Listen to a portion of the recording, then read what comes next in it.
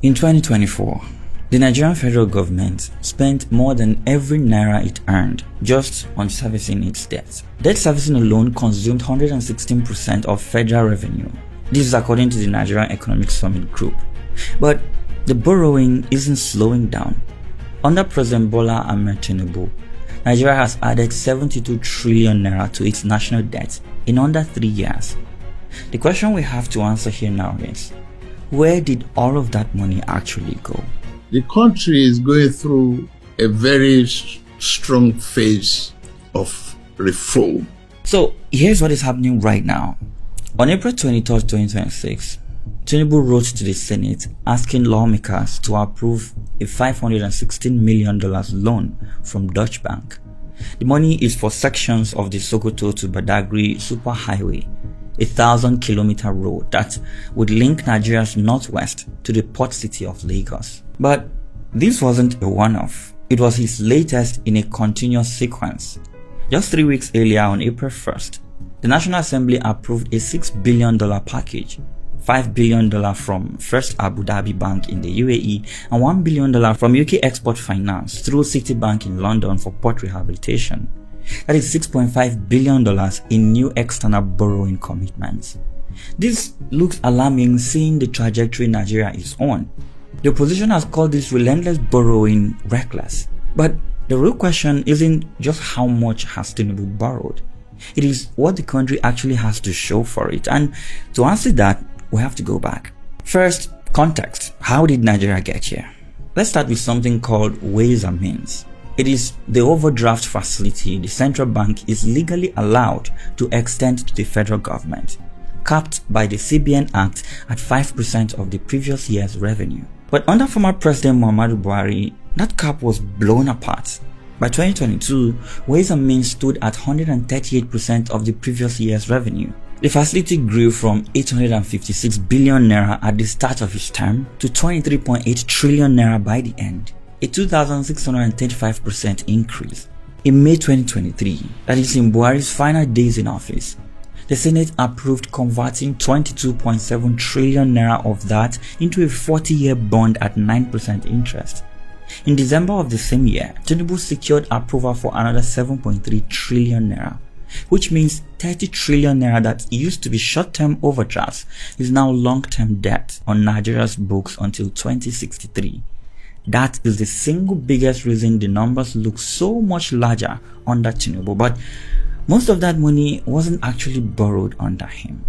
Then came two shocks on day one. On May 29, 2023, at his inauguration, Tinubu said subsidy is gone. Petrol prices tripled within weeks.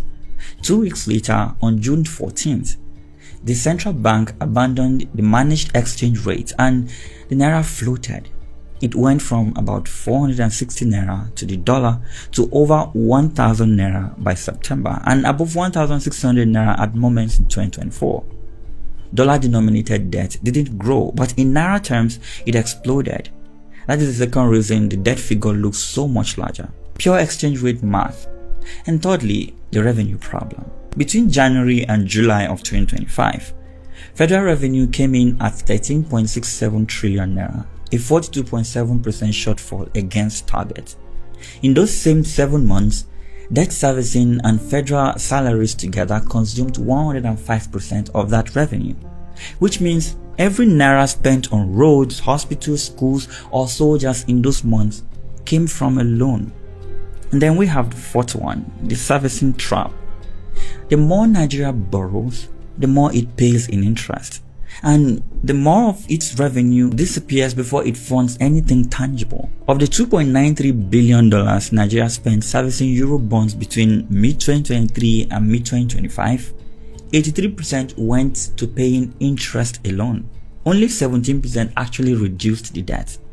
This is like taking a new OPay loan to pay back your PalmPay loan. And that brings us to 2026 and the question of what $1 billion at a time is actually funding. In the last 3 years, Nigeria hasn't just been borrowing, it's been borrowing fast and from a rotating cast of creditors. $2.2 billion in euro bonds in December 2024, another $2.35 billion in November 2025.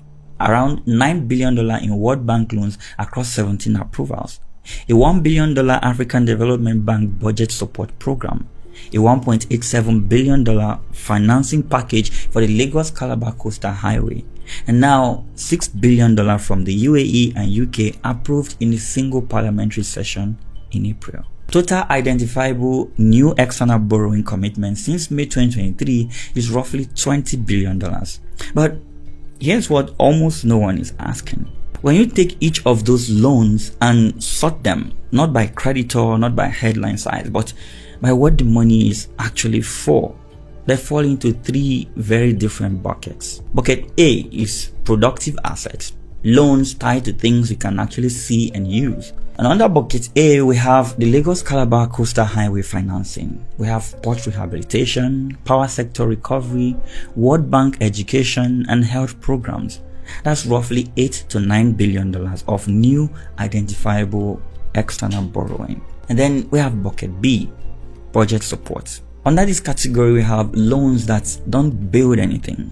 They cover the government's running costs, salaries, overhead, grants, deficit financing, and this is where they buy their cars and yachts and presidential jets from. We have the $1.5 billion World Bank Research Program, the $750 million Armor Revenue Reforms loans, the $2.2 billion December 2024 Eurobond, and this month, the single largest facility in the entire sequence, a $5 billion total return swap with First Abu Dhabi Bank, which Tinubu's own letter to the Senate described as being for budget implementation and repayment of relatively expensive domestic and external debt. That is roughly $11 to $12 billion. And then we have bucket C, refinancing.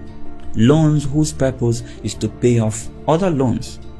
We have $1.1 billion of the November 2025 Eurobond, which was used to refinance a 2018 Eurobond that matured the same month. A portion of the $5 billion in FAB facility does the same. So add it all up. About 35 to 40% of new external borrowing under Tinubu is going into productive assets. And then we have more than 50 to 55% which is going into budget support. Put another way, for every dollar Nigeria has borrowed abroad under this administration, roughly 60 cents has gone to the government's running cost or to pay off old loans. 40 cents has gone to building something new. Now, the administration strongly disagrees with that framing. So, let's give them the floor. The Tinubu administration makes three arguments. First, that the headline number is misleading. They say the 72 trillion naira nominal increase is, in their own words, largely mathematical. In dollar terms, Nigeria's public debt went from about $113 billion at handover to $111 billion today, roughly flat. Much of the increase is just the devaluation of the naira, plus the former accounting of that 30 trillion naira in ways and means inherited from the Buhari government. And second, they also said that the reforms are working. I think I need to clarify here that this is the government's standpoint. It does not reflect what I think on the topic. Alright, let's get back to the video. The government says inflation has fallen from 24.23% in March 2025 to 14.45%. GDP grew 3.98% in the third quarter of 2025. External reserves hit $50 billion in February 2026, a 7-year high. And investor confidence, they say, is strong. The November 2025 Eurobond was oversubscribed more than 4 times over, with a $13 billion order book. And then thirdly, they say infrastructure is being delivered.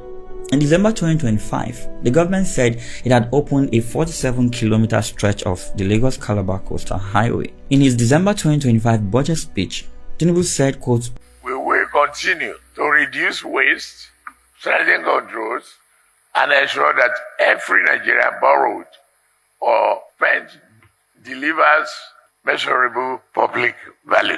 But serious economists say the composition tells a different story. First point, the servicing burden is crushing. Forget what they say debt to GDP ratios, forget all the grammars. Now look at what it actually costs to service the debt against what the country earns. The Nigerian Economic Summit Group, a non-partisan research body, says Debt servicing alone consumed 116.8% of federal revenue in 2024. Not debt plus salaries, just the interest and principal payments on existing debt against every naira the government collected. Secondly, the new loans are not fixing that problem. They are feeding it. Of every dollar Nigeria spent servicing euro bonds from 2023 to 2025, 83 cents went to interest. Only 17 cents reduced the actual debt, which means the debt is still growing. If there were anything like a debt Ponzi scheme, I think that is what we're running right now. Borrowing from Mr. A to pay debt owed to Mr. B. Then thirdly, the composition itself. Of the $6 billion approved this April, $5 billion is explicitly for budget implementation and debt refinancing. Only $1 billion goes to a productive asset. That is not a misreading by critics. That is how the administration described it in its own letter to Parliament. This is a crisis waiting to happen. So, what does the evidence actually show? Well, the evidence doesn't settle the question of whether Tinubu is borrowing too much. We all know he is. It settles a different question: where the money is going. And that picture doesn't match either side's clean narrative, which matters because it is your money that pays the bill. Nigeria's 2026 budget, which Tinubu signed into law on April 17th, spends 68.32 trillion naira. Debt servicing alone is 15.8 trillion naira. That is more than defense and security at 5.41 trillion naira. Infrastructure at 3.56 trillion naira, education at 3.52 trillion, and health at 2.48 trillion naira. Combined, those four line items together come to 14.97 trillion. Only debt beats them all.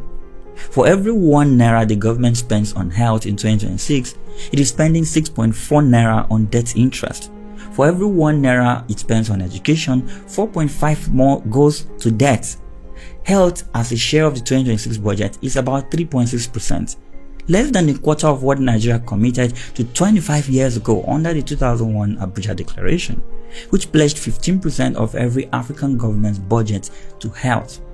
Now, divide the 159 trillion naira debt by Nigeria's population, and every citizen, that is all of you watching this video from newborn to elder, carries about 724,000 naira of it on your shoulders. But here's a deeper question most coverage isn't asking. Who does Nigeria actually owe this money to? As of September 2025, the World Bank's International Development Association, the IDA, held $18.7 billion of Nigerian debt. That makes Nigeria the third largest IDA borrower in the world, behind only Bangladesh and Pakistan. Larger than Ethiopia, larger than Kenya, larger than Ghana. Eurobonds held by global investors in London, New York, Dubai, Zurich account for another $17 billion.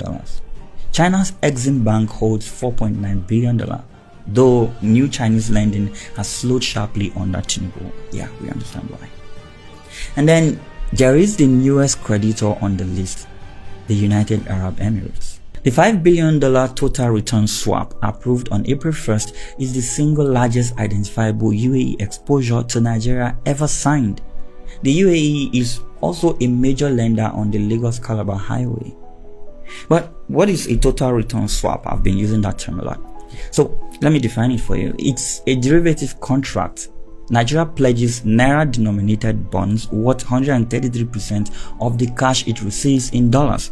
If the naira falls or Nigerian bond prices drop, Nigeria has to put up more collateral, and some of that has to be paid in dollars.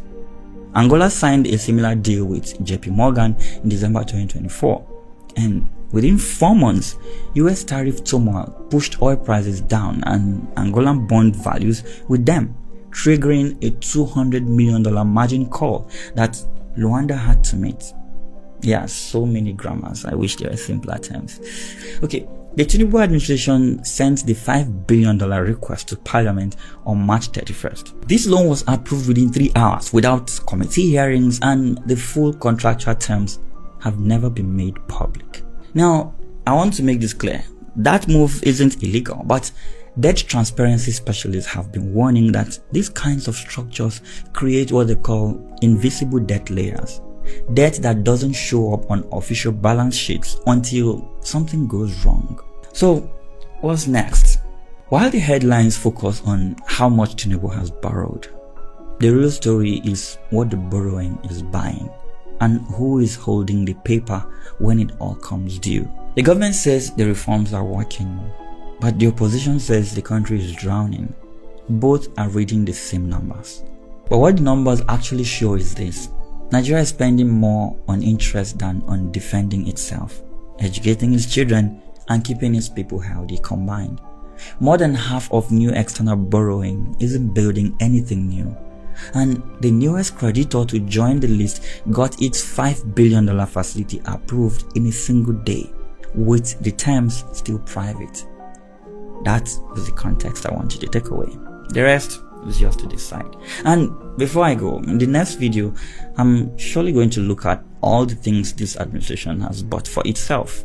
Let's see how that compares to the investment in education, health, and security.